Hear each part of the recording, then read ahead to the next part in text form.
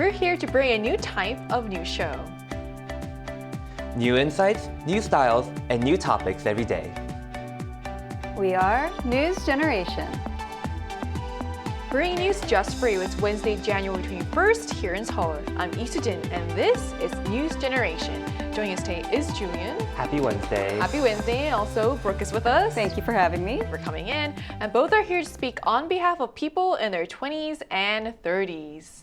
So we're right in the middle of the week, that point where the days feel like they're moving just a little more slowly and you start thinking about change. Then today we're actually joined by Julian and Brooke, both of whom once lived in the United States and later made the big move to Korea.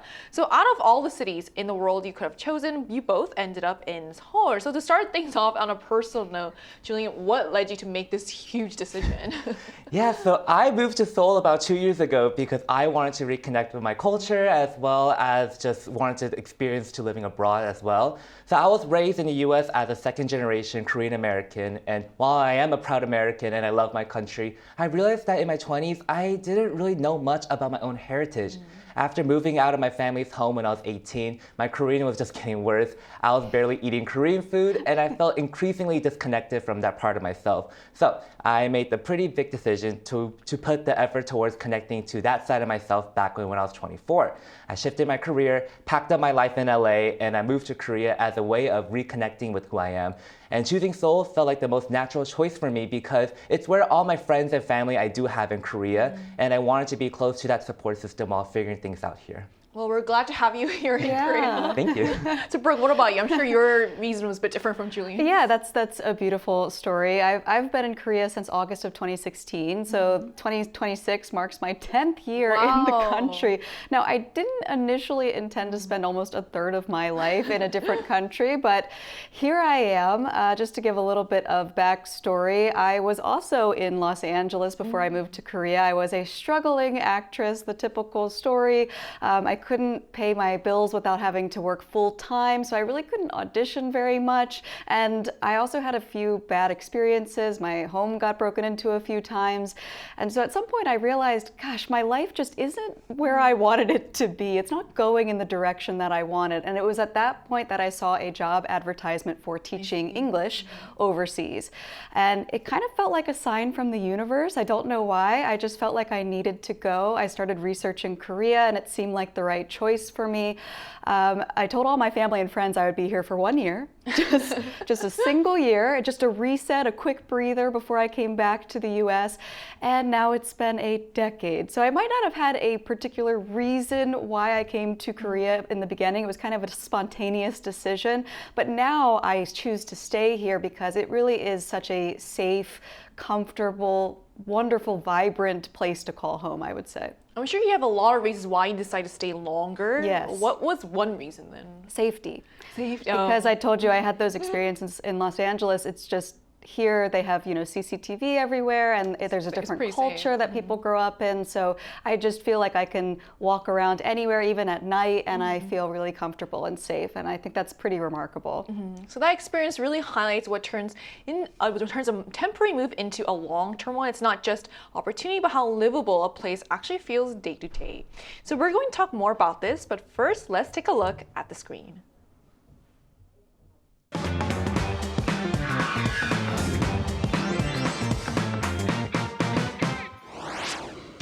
The influx of people to Seoul is a phenomenon we've been seeing for years. And it's no longer just the capital Seoul that's attracting newcomers, especially young people. Across the country, certain cities are seeing a noticeable rise in young residents. Today on News Generation, we take a closer look at which cities are drawing them in, what these places have in common, and what needs to be done to turn them into cities where young people actually want to stay and build their lives. So as we just saw in the video, the conversation around where people choose to live is clearly changing. So let's zoom in on young Koreans. So when it comes to choosing a city in Korea, where are young people actually moving to and why, Julian? Yeah, so a report analyzing the population movement amongst millennials and Gen Zers over the past 8 years have been released. So even before the pandemic, Seoul and Gyeonggi province saw high inflows of millennials and Gen Z residents. However, after the pandemic, growth in the Gyeonggi region slowed while Seoul's growth accelerated. Despite Seoul being known for its high housing costs, factors such as jobs, education, and culture were found to play a decisive role. So this shows that people are willing to pay a higher living cost for better opportunities. But notably, the most dramatic change was seen in Incheon. Before the pandemic, the city actually experienced a significant net outflow of millennials and Gen Z residents, but over the past 4 years, this shifted to a net inflow, recording a growth of 8,500%. So overall, the data show the clear trend of our generation concentrating in major urban centers such as Seoul and Incheon. Right, so what's interesting there is that even with soaring housing costs, Seoul's pull hasn't weakened. If anything, it's gotten stronger. But at the same time, we are starting to see subtle shifts outside the capital region as well. So Brooke, which cities outside of Seoul are actually seeing more young people starting to move into them? Right. As we know, Seoul is a fantastic city to live in. It's where we all are. There are understandable reasons for that. But on this show, we always try to highlight other places other than the capital because Korea has many, many wonderful places to live. So looking outside the Seoul metropolitan area, the only regions that have actually seen an increase in the net inflow of millennials and Gen Z individuals over the past 4 years are Sejeong, South Chungcheong Province, and Daejeon.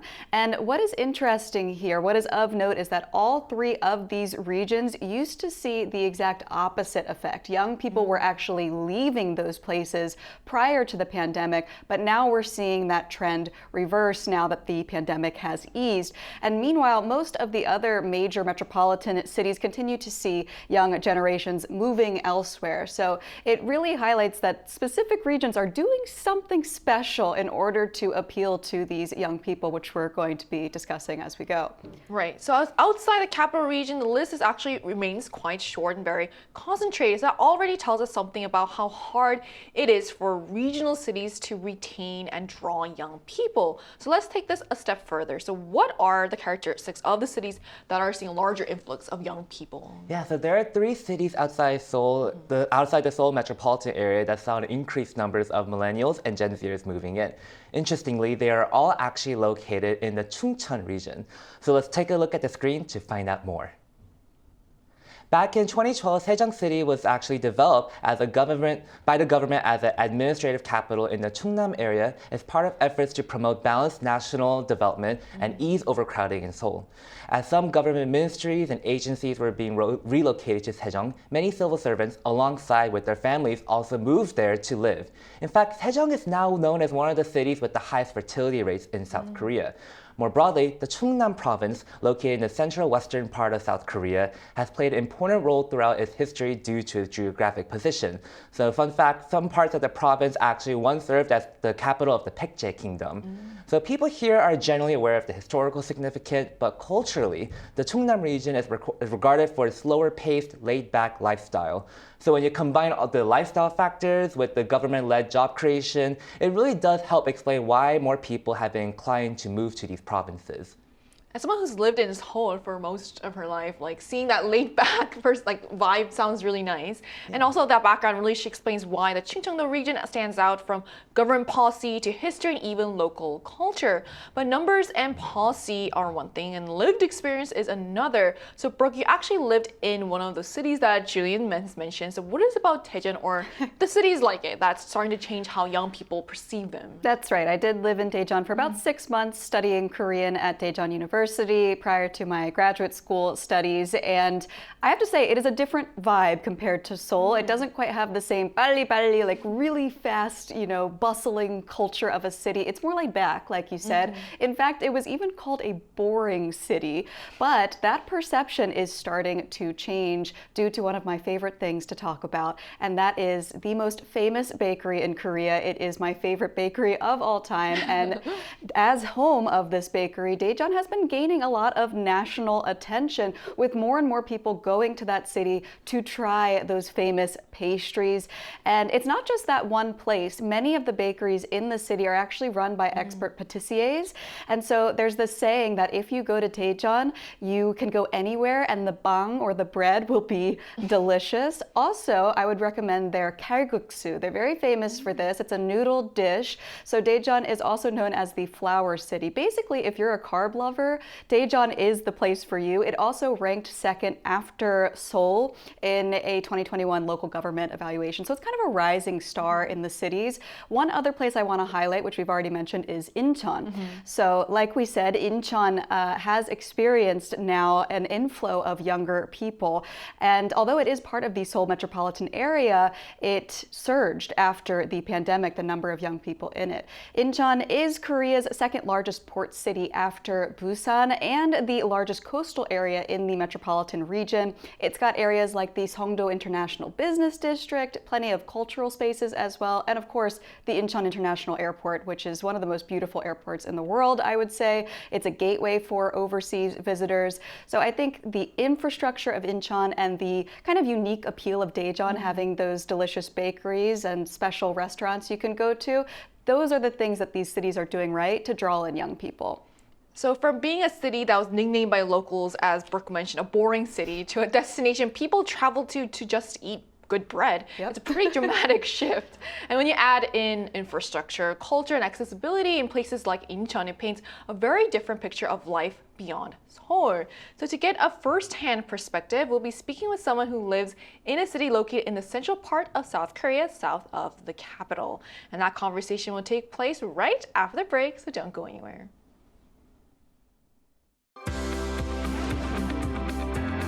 NewsGen wants to hear from you. Go to YouTube and search out Channel Arirang News. Click Posts and cast your vote in the poll. Make a new type of news with us. Joining us today is David, a content creator from the US who currently lives in Cheonan. So hello, David. Thank you so much for connecting with us today. 안녕하세요. 아십니까? Good to have you. Yeah, thanks for having me back. Good to have you back. So out of all the cities in Korea, how did you end up choosing Cheonan? I know it's random, right? Even people I work with, they're so confused why Cheonan. But it all started when I first came to Korea. Because when I first came to Korea, I lived in a city called Yesan. Now, Yesan, even Koreans don't even know where that is sometimes. It's a very country, rural city. I lived there for 1 year, and I'm originally from San Diego, California. So I'm a Cali boy, born and raised big city, beach cities. So when I moved to Yesan, it was completely opposite of what I ever experienced. So I really enjoyed that. But then after a year, I fell in love with Korea even more and more. And then I was like, you know what, I need a little bigger city. So I would go to Cheonan quite often, meet friends there. And I really fell in love with it because Cheonan kind of had everything that you need in one city. It was more lively, it was bigger, more development. And so that's kind of how I chose Cheonan. And as Brooke mentioned before, a lot of foreigners that come to Korea, they start with teaching in English. So my teaching career really began in Cheonan. So I worked at a high school for 4 years there. Never intended on staying that long, but you know how it goes. All of us have a similar story. And so, yeah, I just fell in love with the city, met a group, good community, and just, stayed here. I really loved it. Great. So you've lived in several different cities. So how does Cheonan compare, and what would you say are the biggest pros and cons of living there? Yeah, I mean, it's interesting because obviously Seoul, it's got everything. Everybody loves Seoul. If you're going to come to Korea for the first time, Seoul is the place to be, right? But as you live in more other areas in Korea, you see there's special character that each one has. And so earlier you mentioned Chungcheongnam-do is like that slow, chill vibe, right? So I'm originally from San Diego, and we have that exact same stereotype too. It's like, hey man, laid back, really slow. And so I also noticed that in Cheonan as well. And so for Cheonan, I think there's a lot of pros. One being, I think most people can relate to, is just the housing prices. Like when you're outside of Seoul, the prices can really vary greatly. So I'm very fortunate and lucky enough to have a really huge villa that I live in, a 3-bedroom villa. And it's ginormous compared to what I see a lot of my friends living in Seoul. And so a lot of my friends who live in Seoul, even though they're in popular areas, they maybe live in a 1-bedroom apartment, but it's 3 times the cost of where I live, right? So that's a big price. Another thing is Cheonan is not so far away from Seoul. Most of the work that I do is in Seoul, but honestly, I live right next to the express bus terminal. So it's about a 5-minute walk, hop on a really nice, relaxing express bus, and it takes exactly 1 hour to get to Seoul. So it's not a big issue. And from Cheonan, I can literally get all over Korea because Korea has an amazing transportation system. So I don't find that as much of a problem living here, transportation-wise. And then I think the main thing too is most cities that are under like new development, everything you need to survive and to have fun is in one area. And so where I live in Cheonan, literally everything I need is a 5 to 15 minute walking distance. Hospitals, cafes, bars, restaurants, veterinarian, everything you need. So it's just really easy and fun to live, and it's a lot more chill. As Brooke mentioned earlier, Seoul is a Bali, Bali, Bali city. So having it more calm, you can drive here, it's more relaxed. It makes it really nice. Yeah. So those are the pros for me. But cons, you're outside of Seoul. And so obviously if you want to be in that area, in the new development, you want to go to these museums and everything that's happening, it's going to take a little bit of a trip to go there, a little bit of a commitment. But yeah, I think there's more pros in what I do than cons. Well, it's great to hear a story from someone else who wound up staying in Korea far longer than they actually intended to. My last question for you is, in your opinion, what really makes a city appealing to young people? Yeah, I mean, I feel like I'm not young anymore. I got gray hair sprouting everywhere. But I think when I first came here, and even now, I think Korea is such a special place. And like you mentioned before, all of our stories kind of coincide. I told my parents, yeah, 1 year.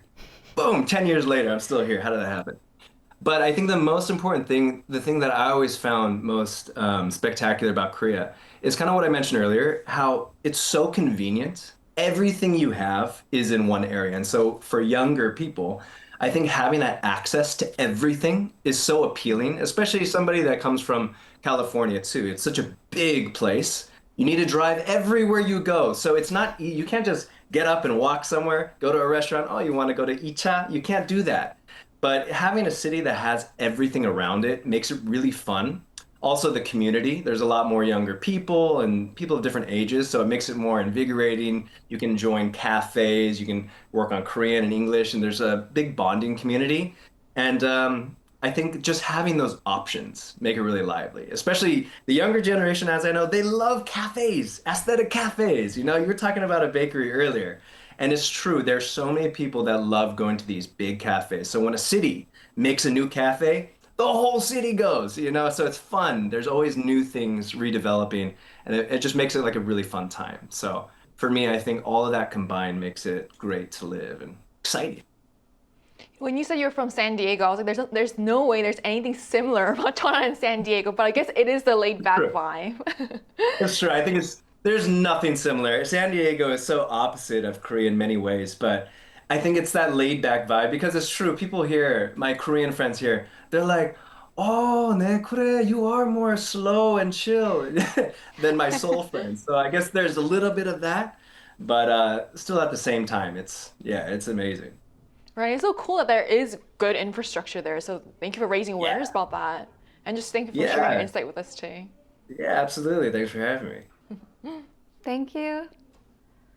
So we just heard from someone who lives in a city outside of Seoul, giving us a first-hand look at what life beyond the capital is really like. So looking at the data though, this isn't just about personal preference. So when we compare the cities that are attracting more young people, do they share any clear advantages in terms of location, jobs, or the cost of living, Julian? Yeah, so the 3 cities in the Chungcheon region share common characteristics that are attractive to young people. So they are all located in the central part of the country, which basically means offering relatively good access to the Seoul metropolitan area.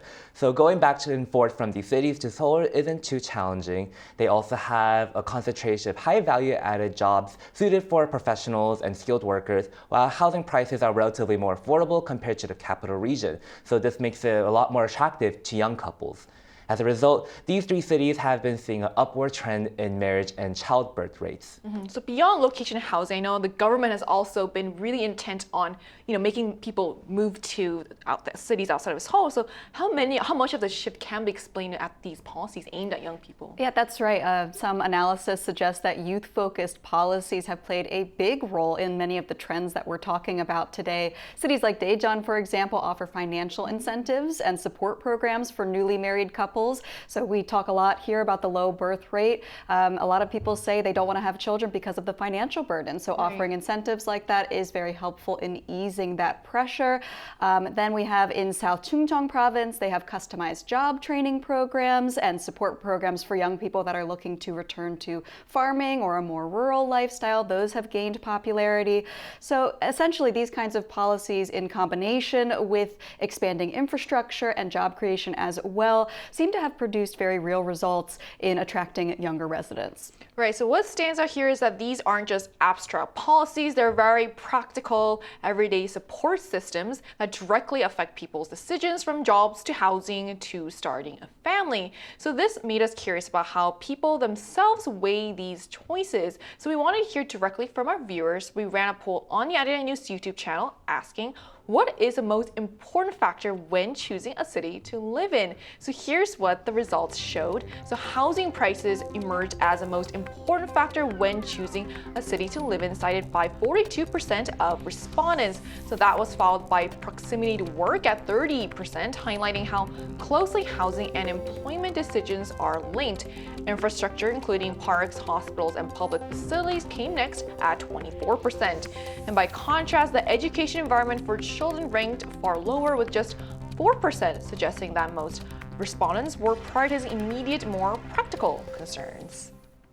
So what's striking here is that the affordability and work really dominate the conversation, far outweighing factors like education. And that really underscores how day-to-day realities are shaping where people choose to live. So what are, would you say, the traits of cities that young people actually do want to live in, Julian? Yeah, so there are many factors that cities you should consider when considering how they want to attract young people. Personally, I think a vibrant culture, affordable or free third places where people can gather and socialize, along with overall affordability and safety, play a key role in encouraging people to move. But at the end of the day, the most important factor is jobs. There have to be jobs, there has to be job opportunities, there has to be attractive industries as well that will make someone even consider moving to a city. If people can't get good jobs, people simply will not move to that city. Right, quality jobs is a very important point. And what are your thoughts on this, Brooke? Yeah, I would agree. In this economy, stable employment is absolutely vital. Additionally, I would like to highlight the public transportation in a city. Our guest talked about that as well. It is something that a lot of people consider when they are moving somewhere. So that infrastructure to keep up with the influx of people is definitely key. You need reliable public transit, you need sufficient medical facilities, and of course, just those everyday nice amenities like the aesthetic cafes that we talked about. Even those are factors that people consider when they're choosing where they want to live. So I agree, if cities want these younger people to come in, they need to offer meaningful work opportunities and a comfortable living environment. And then they will probably be more likely to retain these young people that are looking to settle into their forever homes. Right, so today's conversation shows that where young people choose to live isn't just about geography, it's about opportunity, affordability, and the kind of future and fun a city can offer. So as more young people look beyond Seoul, the challenge now is whether cities across Korea can turn short-term interest into long-term belonging. So for regional cities, the question is no longer how to attract young residents, but how to keep them. So that brings us to the end of today's episode of News Generation. But News Gen will be back tomorrow at 10:30 a.m. Korea time with more stories and discussions. A big thanks to Julian. Thank you for having me today. And also Brooke. Great to be here. And to our viewers, thank you so much for joining us today. And we hope you have the best day. We are News Generation.